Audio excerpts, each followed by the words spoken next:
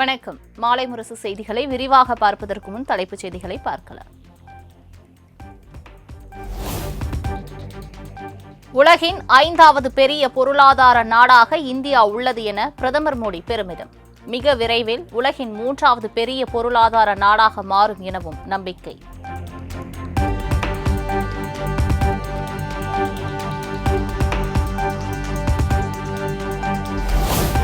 இரண்டாயிரத்து 30ஆம் ஆண்டுக்குள் 500 ஜிகாவாட் புதுப்பிக்கத்தக்க எரிசக்தி என்ற இலக்கை நோக்கி இந்தியா முன்னேறி வருகிறது. இந்தியாவை ஒரு உலகளாவிய உயிரி தொழில்நுட்ப சக்தி மையமாக மாற்றி வருவதாகவும் பிரதமர் மோடி பேச்சு.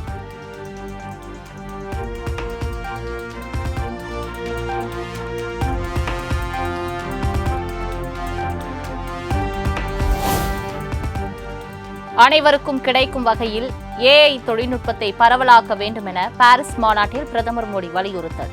மொழி வேறுபாடுகளை கடந்து மக்களை ஒருங்கிணைக்க செயற்கை நுண்ணறிவு தொழில்நுட்பம் பயன்படுவதாகவும் பேச்சு.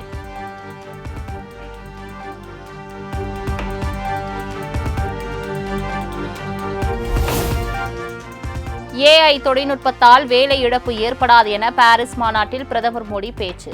வேலையின் இயல்பு மட்டுமே மாறும் எனவும் கணிப்பு.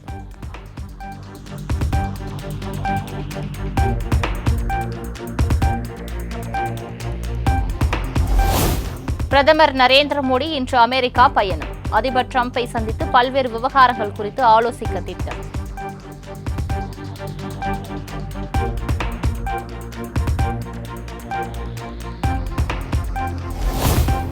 தமிழக வெற்றிக் கழகத்தில் குழந்தைகள் அணி, 3ஆம் பாலினத்தவர் அணி உள்ளிட்ட 9 அணிகள் புதிதாக உருவாக்கம்.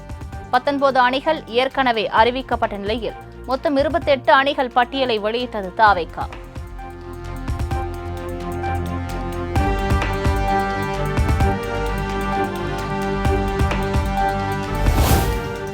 தமிழக வெற்றிக் கழகத்தில் 3ஆம் பாலினத்தவர்களுக்கு என தனி அணி அறிவிப்பு. பட்டியலில் 9ஆம் இடத்தில் இடம்பெற்றதால் சர்ச்சை.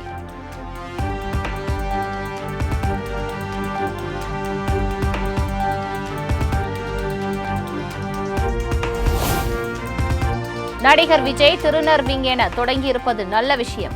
அதனை 9ஆம் இடத்தில் இடம்பெற செய்ய வேண்டிய தேவை என்ன?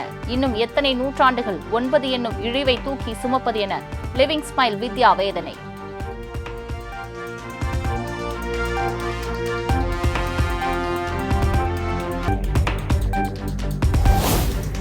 தாவேகாவில் அறிவிக்கப்பட்ட அணிகள் பட்டியலில் சிறுபான்மையினருக்கான அணி இடம்பெறவில்லை. குழந்தைகளுக்கு என தனி அணி உருவாக்கப்பட்டதால் இணையத்தில் எழுந்த விமர்சனம்.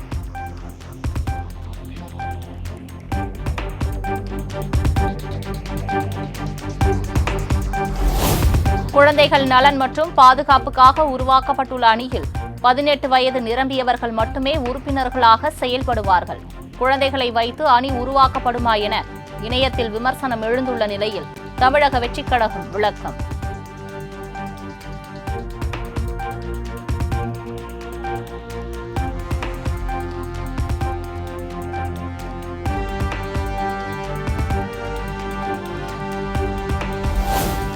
தற்போதைய நிலையில் தமிழக வெற்றிக் கழகத்திற்கு 15 முதல் 20% வாக்குகள் உள்ளதாக அறிக்கை வழங்கிய பிரசாந்த் கிஷோர் பூத் கமிட்டி, சமூக ஊடக பிரச்சாரம் உள்ளிட்டவை குறித்து ஆலோசனை வழங்கியுள்ளதாக தகவல்.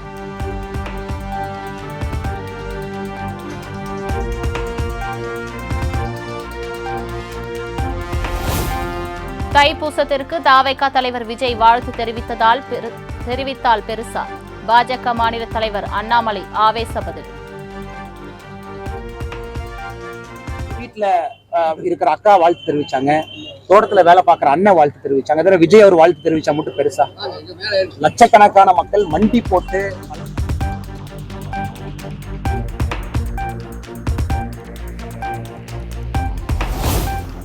முதலமைச்சர் மு.க.ஸ்டாலின் தலைமையில் நடைபெற்ற அமைச்சரவைக் கூட்டத்தில் 7,375 கோடி ரூபாய் தொழில் முதலீடுகளுக்கு அனுமதி.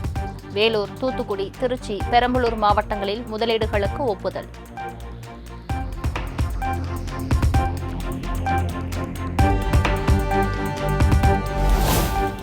அதிமுக உட்கட்சி விவகாரம் தொடர்பாக விசாரணை நடத்த தேர்தல் ஆணையத்துக்கு விதிக்கப்பட்ட தடையை நீக்க கோரிய வழக்கு இன்று தீர்ப்பளிக்கிறது சென்னை உயர்நீதிமன்றம்.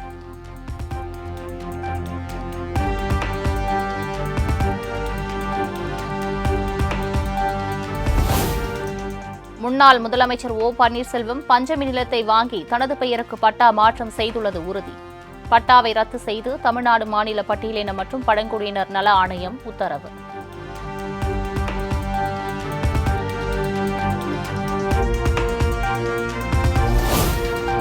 அதிமுக முன்னாள் அமைச்சர் செங்கோட்டையன் வீடு முன்பு துப்பாக்கி ஏந்திய போலீஸ் பாதுகாப்பு. ஈரோடு மாவட்டம் குள்ளம்பாளையத்தில் உள்ள வீட்டிற்கு உதவி ஆய்வாளர் தலைமையில் பாதுகாப்பு பணி தீவிரம்.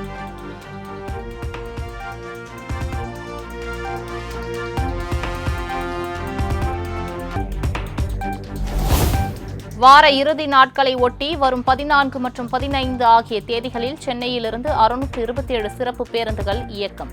பயணிகளின் வசதிக்காக தமிழ்நாடு அரசு போக்குவரத்து கழகம் நடவடிக்கை.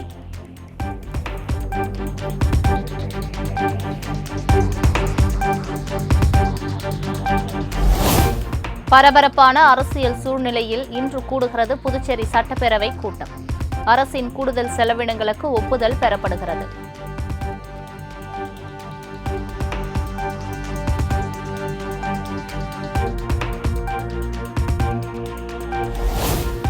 மாசி மாத பூஜைக்காக சபரிமலை ஐயப்பன் கோவில் நடை இன்று மாலை 5 மணிக்கு திறப்பு. முன்பதிவு செய்த பக்தர்கள் மட்டுமே தரிசனத்திற்கு அனுமதி என தேவசம் போர்டு தகவல்.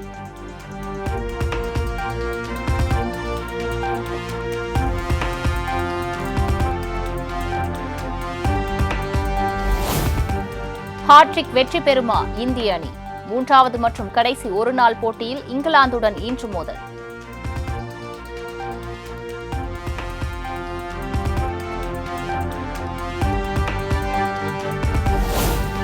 சாம்பியன்ஸ் டிராபி தொடருக்கு ரோஹித் சர்மா தலைமையில் 15 பேர் கொண்ட இறுதிக்கட்ட இந்திய ஸ்குவாட் அறிவிப்பு. கடந்த மாதம் அறிவிக்கப்பட்ட ஸ்குவாடில் இருந்த பும்ரா, ஜெய்ஸ்வாலுக்கு மாற்றாக ஹர்ஷித் ராணா, வருண் சக்கரவர்த்தி அணியில் சேர்ப்பு.